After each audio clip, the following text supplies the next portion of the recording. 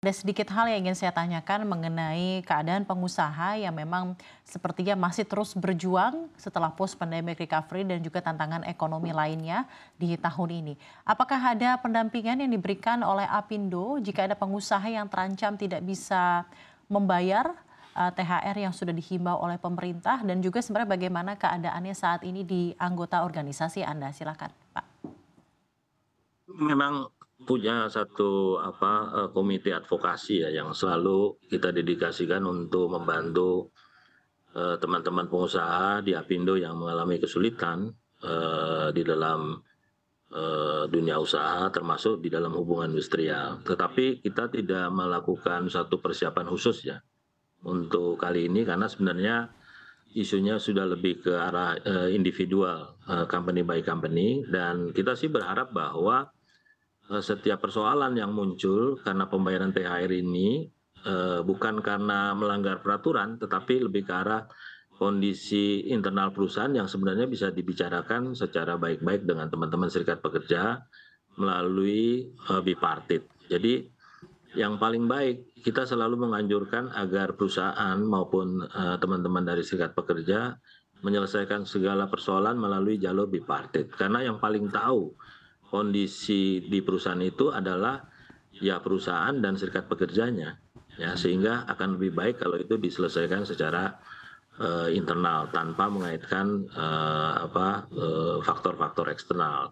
Kalau memang sudah deadlock atau memang tidak bisa diselesaikan, baru kemudian kita bisa minta bantuan pemerintah, kemudian juga asosiasi pengusaha maupun teman-teman serikat pekerja. Yang penting internalnya solid ya, saling punya pengertian karena situasi juga ada yang perusahaan baik-baik saja, ada juga yang menghadapi kendala ya. Karena selain COVID kita juga menghadapi tantangan geopolitik ya, seperti Ya, saat ini kan kita juga Timur Tengah. mengalami kenaikan biaya logistik dan lain sebagainya. Ini juga harus dipahami oleh kita semua.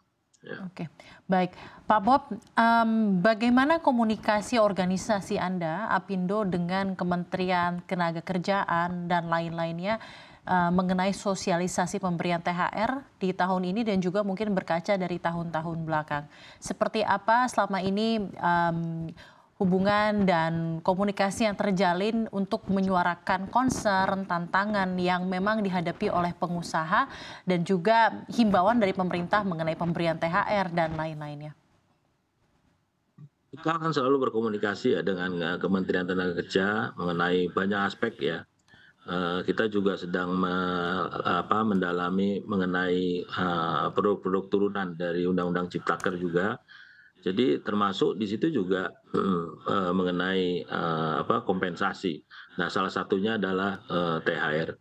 Jadi saya rasa kita terus ya melakukan komunikasi dengan pemerintah, baik kita lakukan komunikasi secara bipartit dengan pemerintah maupun tripartit. Ya, kita ada lembaga komunikasi tripartit yang berisi pemerintah, kemudian serikat pekerja dan teman-teman pengusaha. Oke, baik. Sudah cukup jelas. Terima kasih banyak Pak Bob dari Apindo. Saya ke Bu Dina kembali. Bu Dina, sekarang saya ingin bertanya mengenai fenomena mudik, Bu. Pemerintah tahun ini memproyeksikan akan ada sekitar 193,6 juta penduduk yang akan melakukan mudik di tahun ini. Berarti sekitar 71% dari total penduduk Indonesia. Bagaimana Anda melihat ini untuk dampak ekonominya pula, dan juga apakah ini lebih kepada distribusi dari pendapatan dengan mendapat THR di kota lalu dia membelanjakannya di kota, atau seperti apa, dan bagaimana juga pemerintah bisa mengawal momentum ini agar benar bisa menghasilkan sesuatu atau perputaran ekonomi yang substansial gitu ya di tahun ini, Ibu? Ya, iya, pada dasarnya bagus dari sisi jumlahnya ya. Jadi 70% itu angka yang cukup besar.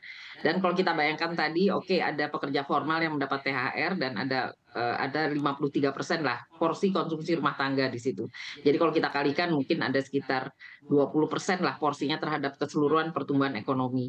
Nah, apakah 70% dikali 20% tadi yang membawa ke daerah itu efeknya di daerah atau di kota, itu sangat tergantung belanjanya di mana. Karena kita biasanya melihat kan belanja itu biasanya di kota untuk membawa semacam oleh-oleh ke daerah ya, berarti katakanlah 50-50 ya.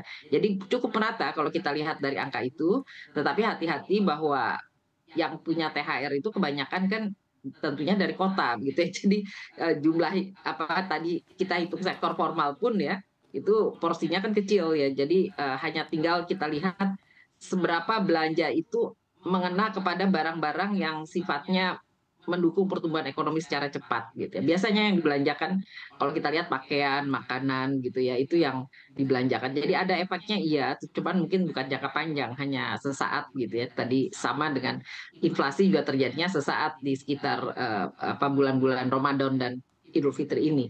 Jadi keduanya akan tergerus juga gitu ya, walaupun kita harapkan lebih dari itu ya. Jadi kita harapkan bisa menggulirkan perekonomian daerah yang lebih cepat gitu.